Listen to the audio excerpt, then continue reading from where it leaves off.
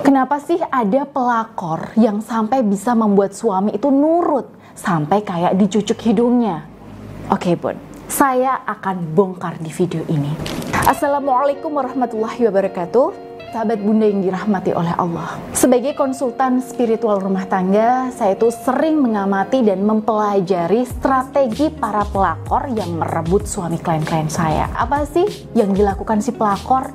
Kok bisa pria yang sudah beristri, yang awalnya itu sayang sama keluarga, itu rasa cintanya itu beralih ke dia. Bahkan bisa-bisanya suami malah jadi nurut seperti kerbau dicucuk hidungnya. Apa nih rahasianya?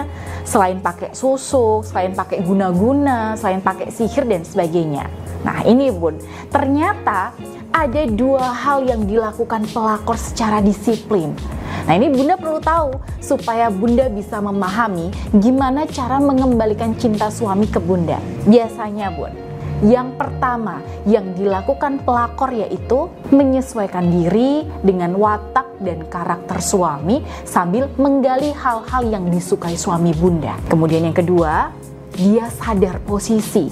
Nah baru yang ketiga nih, di kasus-kasus tertentu dia pakai guna-guna, pelet, susuk dan sebagainya untuk mengunci suami bunda. Oke, kita bahas satu-satu ya bun.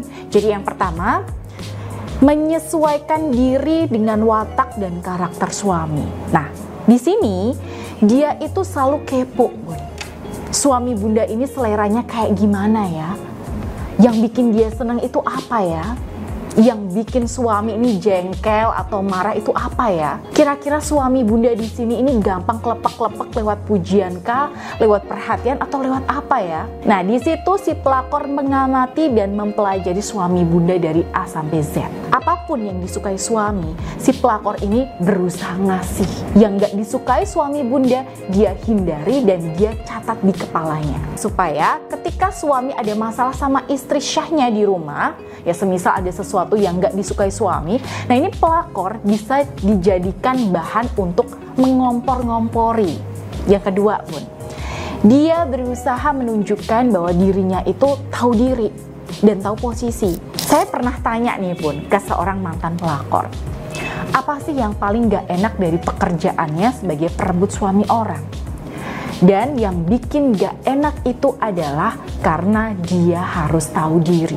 Ya misalnya nih, ketika suami harus pulang, harus ketemu keluarga, gak bisa ketemu si pelakor dan sebagainya. Nah di sini dia harus tampak paling mengalah. Nah ternyata cara yang kedua ini itu adalah cara dia bermain cantik. Sebenarnya dia ingin menguasai suami bunda dari awal, tapi dia itu tahan-tahan dan harus menunjukkan sikap yang mengalah dan merendah dulu. Dan cara ini itu bisa meluluhkan hati suami bunda. Ya lama-lama karena dia kelihatan kasihan ya, kelihatan mengalah banget, kelihatan paling pengertian, maka naluri suami bunda itu akan muncul sebagai sosok yang ingin jadi pahlawan. Begitu suami bunda sudah merasa kasihan dan merasa ingin jadi pahlawan, maka disitulah permainan pelakor itu akan berubah arah bun. Dia akan berbalik yang mengatur suami bunda sampai suami itu nurut apa kata pelakor tanpa dipaksa-paksa. Ibaratnya nih, suami bunda di sini sudah seperti kerbau dicucuk hidungnya. Baru setelah itu, di beberapa kasus suami bunda akan dikunci oleh pelakor dengan bantuan energi negatifnya. Ya, entah itu si pelakornya pakai susuk, pelet, guna-guna, sihir tafrik atau apapun yang bikin suami itu gak bisa lepas. Kalau sudah begini, wah itu semua ucapan bunda, ya semua pelayanan bunda itu biasanya nggak mempan di hati suami. Jadi mau bunda nasihati berkali-kali pun, mau bunda kasih dalil nih sampai berbusa-busa, tetap nggak akan masuk ke hatinya bun. Karena secara batin auranya sudah tertutup rapat.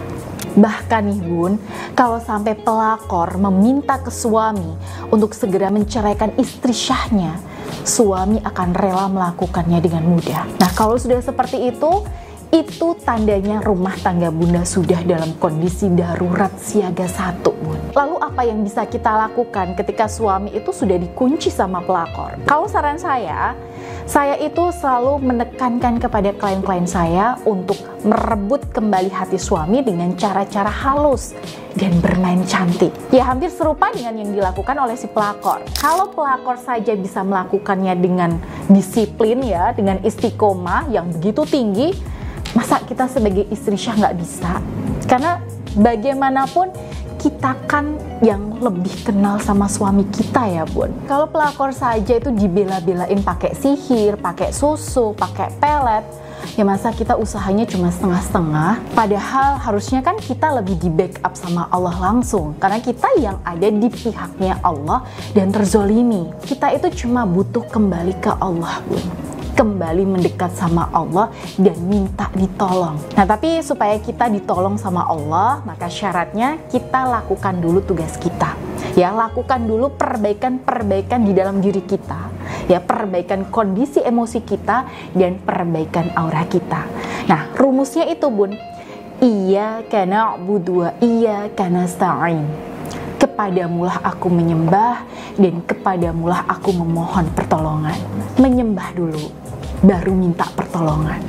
Kita mengabdi dulu, kita perbaiki diri kita dulu bun, kita perbaiki ibadah kita dulu, kita lakukan tugas kita dulu, baru berdoa sama Allah. Ketika kita sudah melakukan semuanya dan kita akhiri dengan doa dan tirakat, maka insya Allah doa itu akan menjadi sebuah senjata yang ampuh.